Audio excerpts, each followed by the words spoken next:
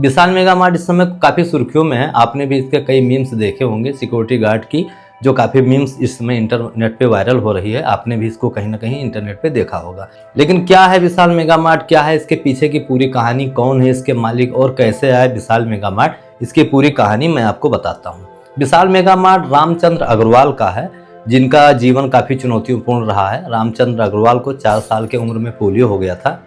Polio के कारण रामचंद्र अग्रवाल का एक पैर बिल्कुल पोलियोग्रस्त निष्क्रिय हो गया था। तो ये बैसाखी पर आ गए। लेकिन बिजनेस करने का इनके ऊपर कुछ ऐसा जुनून था, ये कुछ ना कुछ बड़ा करना चाहते थे। इन्होंने सबसे पहले जो दुकान खोली वो थी फोटोकॉपी की दुकान। इन्होंने एक फोटोकॉपी की दुकान खोली, लेकिन वो कुछ खास मुनाफा इनको दे नहीं रहा था, तो इन्होंने उस बिजनेस को बंद कर दिया। फिर इन्होंने सॉफ्ट ड्रिंक का बिजनेस किया। सॉफ्ट ड्रिंक जैसे पेप्सी, कोको कोला, इन सब का बिजनेस इन्होंने शुरू किया।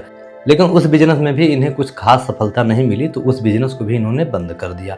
फिर उन्होंने एक कपड़े का दुकान शुरू किया। जो छोटा कपड़े का दुकान इन्होंने शुरू किया, उसी में ही अपना मेहनत करने लगे। शरीर इनका भले ही साथ नहीं दे रहा था, लेकिन जुनून और जज्बा की कमी इनके अंदर नहीं थी। इन्होंने छोटे से दुकान को धीरे धीरे बड़ा करके और विशाल मेगा मार्ट के नाम से इन्होंने कई शहरों में उसके ब्रांचेस ओपन किए।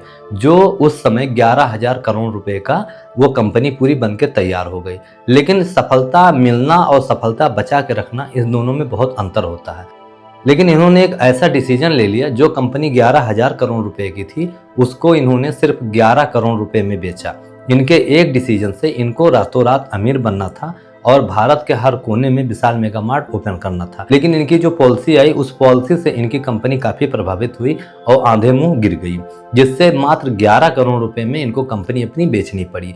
लेकिन तब भी इन्होंने अपना हिम्मत नहीं हारा और वो उस कंपनी को, जो इनके पास जमा पूंजी थी 11 करोड़ रुपए में जो इन्होंने बेचा, और जो इनके पास और भी कुछ थोड़ा बहुत जमा पूंजी थी, उससे इन्होंने फिर से एक बिजनेस शुरू किया। उस बिजनेस का नाम रखा B2 retail. B2 retail company के नाम से इन्होंने फिर से अपनी कंपनी शुरू की और आज मार्केट में वो फिर से इस्टेब्लिश हैं और धीरे धीरे करके उस कंपनी का ग्रोथ किया और आज फिर से इंडिया में ये स्थापित हो चुके हैं।